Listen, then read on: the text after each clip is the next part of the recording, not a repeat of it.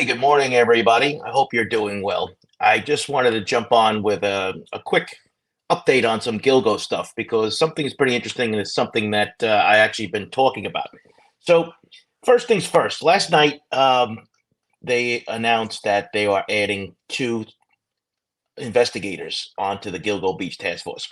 Now, Mary Murphy from Channel 11 broke the story. Rodney Harrison said he's going to add two investigators. Now, this is big news.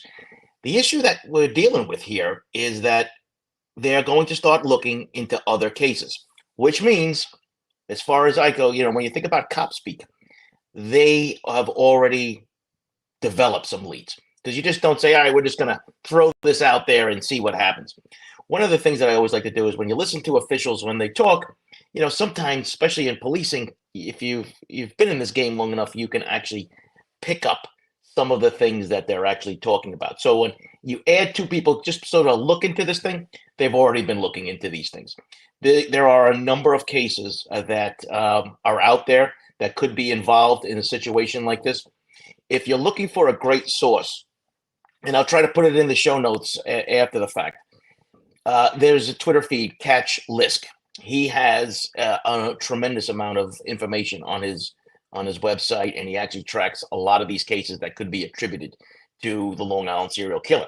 But we'll have to find out, right? So evidence is going to have to prove. Now, what are some of the things that they're probably looking at? MO. So some of the things that they're dealing with in regards to the modus operandi, maybe they haven't really told us about the manner and cause of death, but we know manner of death is going to be homicide, but the cause of death is what the interesting part is. They haven't really discussed that, but it's probably asphyxia or strangulation and that kind of thing. If you're looking at the size of the suspect in the Gilgo 3 so far, you can see exactly what they're probably referring to at that point. So, yeah, welcome everybody. Hey guys, how you doing? We're trying to just get a quick thing in here now. So that's big. Two other investigators. So they don't have the exact number of people on the task force, but it actually this is going to get really interesting. So for those of us that have been following this case very closely, this is some exciting news, and I think you're going to hear a lot more information coming out in the next few months. But talk about identifications. We still need to know who Asian male is. We still know who Peaches is and her baby. So there's a lot of other information that's going to come out. Rex has got a court date next week. So we'll be following that too. Now, the other thing that I wanted to discuss was that something, and I think, I know Jay's here. I think I discussed this on his podcast. The New York State Police investigator is now finally getting some recognition about breaking this case. In today's Newsday, they talk specifically about the New York State investigators picking out the Chevy Avalanche in the driveway. You've seen the picture, but taking it all back into now. Let's just take a quick deep dive into this.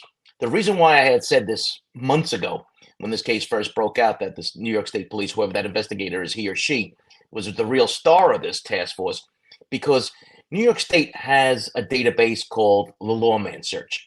Now, the Lawman Search is a New York State database of all driving records, driver's licenses, everything that you can need about cars, and how they go about doing this. So if you have, let's say you're investigating a case and you have a partial plate, that partial plate, let's just say it's, 123 is the first three numbers of the license plate. You can search through a Lawman Search just for all makes and models of a specific color, a specific, brand of vehicle, and with the license plate starting at 123.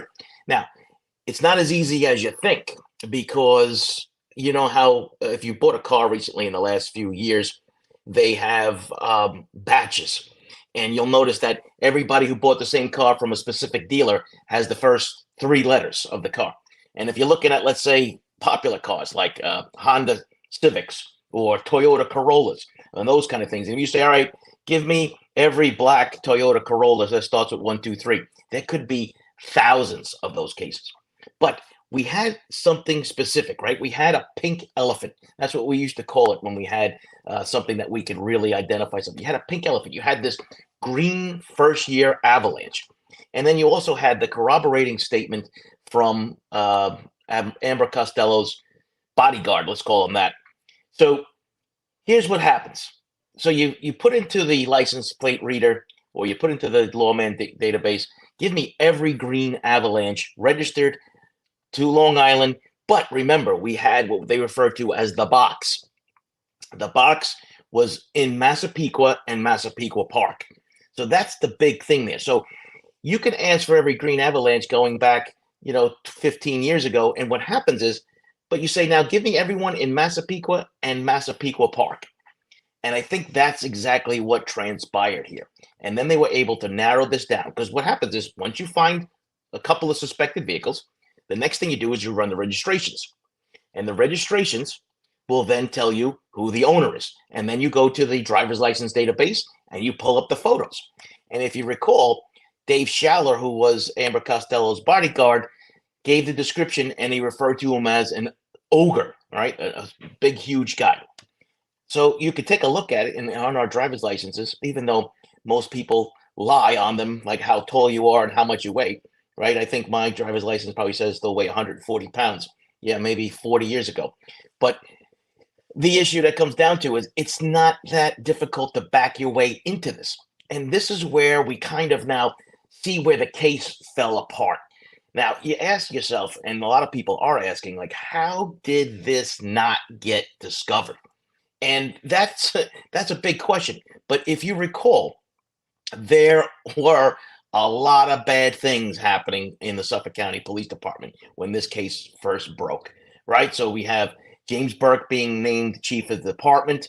James Burke then lopping off the entire top of the Suffolk County Police Department, which is unheard of, so to speak. So what happens is, when the police chief comes in, he or she can now make their own choices, but they usually only put in one or two. He lopped off the entire top of the organization, including the chief of detectives at the time. Dominic Verone, I think his name was. He had a lot of issues going on with this case too. But the problem is, once these people were gone, that was it. They had to leave within a week. So there were no updates. There were no conferrals with the new person coming in. And kind of, I bet you there was a lot of apathy. They just said, you know what, screw it. I'm not even going to be bothered. I'm just going to leave. I'm going to walk out the door. And that's part of where this whole case kind of falls apart. And then as Burke's taking over, he's eliminating the FBI as part of this thing. And we know the FBI has lots of tools, and they have an unlimited bank account. I mean, well, it's our bank account, but they have an unlimited bank account.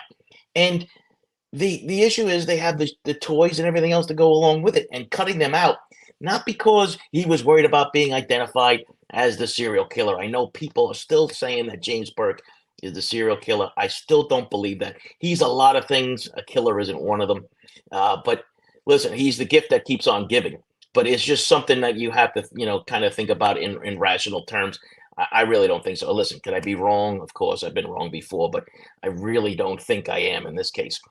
But getting back to Burke, so he eliminates the task force, he eliminates the FBI, and the entire department is in turmoil. And remember, there's lots of things going on behind the back scenes too, in the district attorney's office too. There are, claims of corruption and nepotism and cronyism, and you name it, that's pretty pervasive through Suffolk County government. And you have the makings of a disaster, and that's exactly what happened. So when people on the outside look at this and say, well, Burke did this and Burke did that, so he must have been covering up for himself. Yeah, no, it's just basically a power-hungry guy who was pretty incompetent in he should have never been in the position he was, and he just destroyed the executive staff of the Suffolk County Police Department. He destroyed morale. He did a lot of things. And then what happens is, the district attorney is then getting into a fight with the police commissioner, Dormer, over how many killers. And I've discussed this before on some news networks. This is a bad thing. So what happens, if for those of you that don't know, or if you do, we'll just refresh your memory, because it's going to come up again soon. Dormer is the police commissioner of Suffolk County Police Department when this case first breaks. Tom Spoda was the district attorney, who is now in federal prison, including his deputy, McPartland. Anyway, that's a whole other story. But what happens now is, you have Dormer saying that there's one serial killer. And then you have the district attorney saying there is more than one serial killer. They have this public feud about how many killers were actually uh, doing this. And it's going to be damaging for the case going forward in certain aspects because the defense attorney, whoever's going to be, is going to say, well, you guys were even arguing about it. The district attorney was arguing about it. Yeah, the district attorney's in jail now, but it doesn't matter. It's going to bring up some reasonable doubt in certain people's minds. And the issue that comes down to is it's going to be a shame that if they're able to tie, let's say Rex, do we know that at least 4, but if they could tie to him to any more, or even all of them, who knows?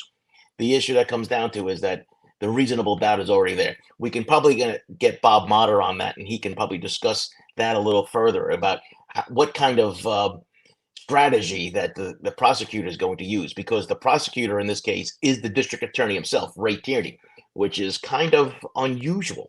So this thing has the makings of more TV movies for sure. Hey guys, how you doing? Sorry, I can't really get involved in all the chat stuff. But I don't know if anybody could just tell me if this thing went on to Kick too. I put it on Kick. And then, so we're dealing with a lot of different issues. So, Long Island serial killer case is going to be the gift that keeps on giving for the true crime community for the next year, right? We had Karen Bagata just was identified. We have another, I think Carmen Vargas is a case that in Freeport on the Meadowbrook Parkway. Now she's being talked about as maybe being included in this case. And that would be a Nassau County case for those that don't live in there. So we're starting to see this cross jurisdictional issues. And also we kind of lost focus even on what's happening on in Las Vegas and what's happening in South Carolina. My prediction that is, thanks Dizzy. So my prediction is that if Las Vegas hits with the DNA testing, remember they actually have his DNA to run it up against some lab tests. We haven't heard anything back yet, either yay or nay. But my prediction is that if something happens in Vegas and something happens in South Carolina and/or all you need is one of them, that this case goes federal. The feds are going to step in and take over this whole thing. That's my prediction. I think you can make a federal nexus for them to take over now. And you say, well, Joe, what's the big deal? Why do you just let the county do it? What do you think you want to see the feds? The reason why I want to see the feds involved is because New York State does have the death penalty on the table per se, but it has to be a federal prosecution.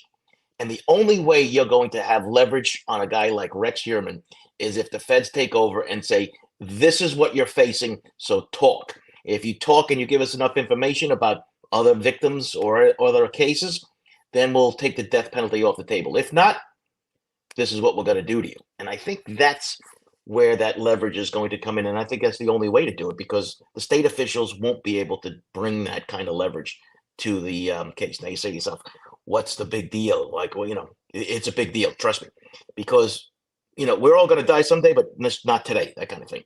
And the issue that you're dealing with here is that people are going to think in their own self-preservation. And that's when they usually start making deals. They did it with Ted Bundy. They end up did execute him down the road, but he went on for another 7 or 8 years just to keep the case rolling forward and giving them tidbits here and there. So I think we might see something like that. Now, what's the next step? Well, like I said, we had the court case coming up, but we also have Peaches on the table. I think we're going to find out who her identity really is. If you remember, last October, the FBI reached out to Mobile, Alabama Police Department, then put out a public requesting, looking for a specific person, a specific family. But what they did was they didn't use the case name. They didn't say, oh, this is part of the Long Island serial killer, but they used the tattoo that Peaches had on her body.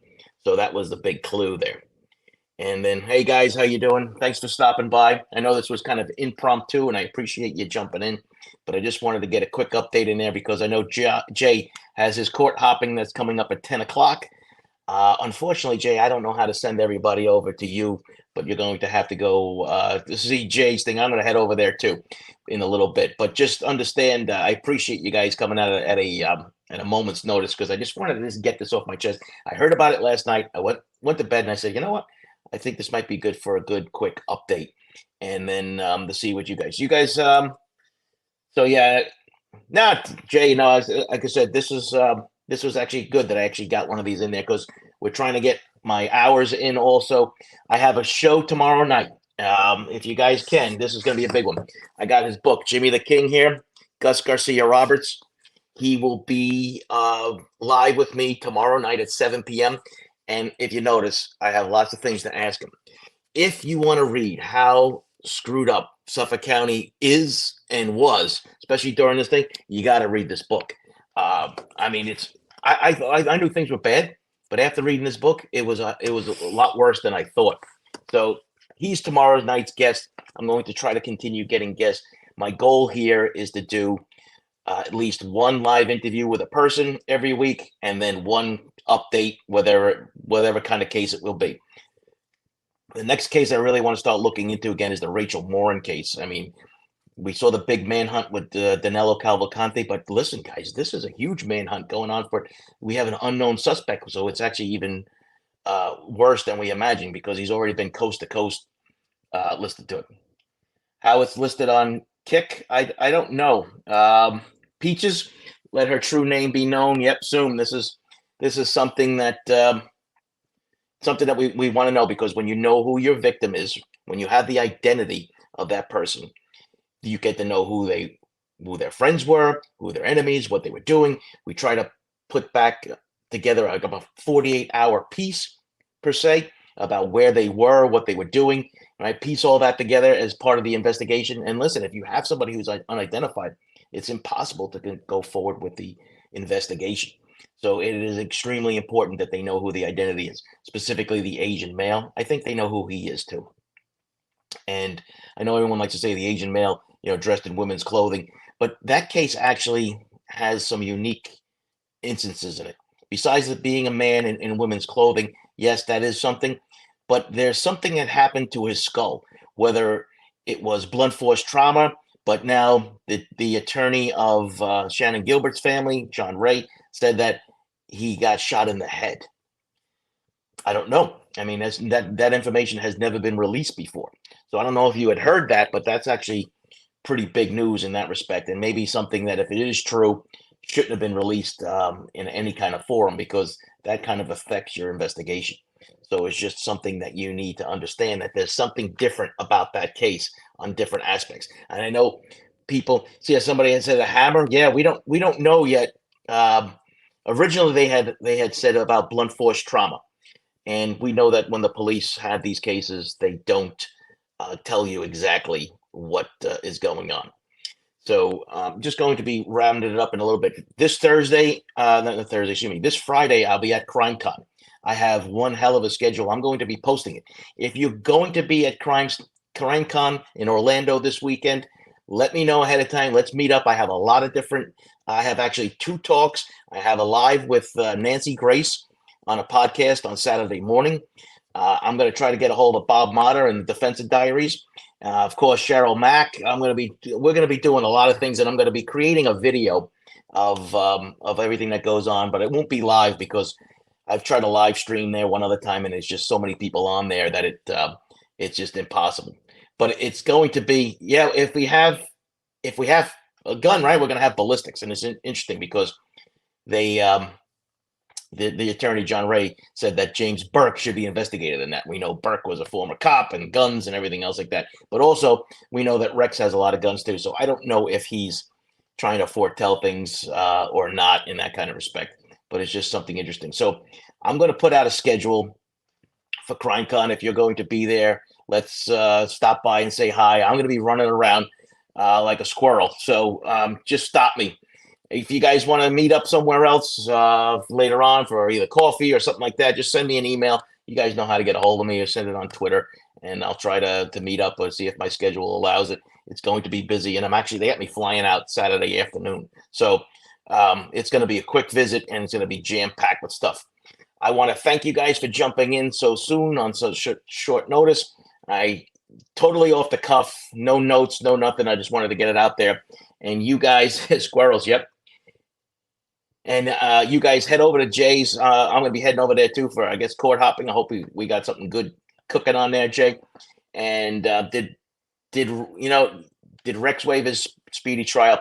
Well, we have a new date court coming up on the 27th, and we're going to find out exactly what that is. I think it's just going to be a discovery dump, but it could be something about speedy trial and what have you. New York laws are much different than, let's say, we're dealing with in Idaho with the Kohlberger case. So that's something to think about. What's okay? We're gonna have to end on this one, Groovy. A twink is it has to do with a man is dressed like a woman and that kind of thing. And if you remember, Rex had some uh, questionable searches on his Google, and one of them was Asian twink, which would then speculate that people want to tie him into the Asian male found in women's clothing, and that's something too. Just remember this, folks: the three forensic horsemen. Cell phone records, internet records, and video surveillance. Those are the three big things that are solving cases now moving forward. And this is something where you'll see me talk on TV all the time and mention these three because they have, right? So we have, in this case, we have the cell phone, we have his burner phones, and then we also have his internet records, and that's big, right? So there's a lot of different things happening with these cases. If you look at a lot of the big high profile cases, internet records are playing a big role in this. And surveillance videos, the only thing that we don't know of, but I know they don't have it from the day that Shannon Gilbert went missing, and that is another travesty. Okay, guys, yeah, head on over to Jay. It is 9:52. Just try to tune in tomorrow night, 7 p.m. Thanks for joining me. You guys have a great day, and we'll talk soon. Go J-Bo Nation.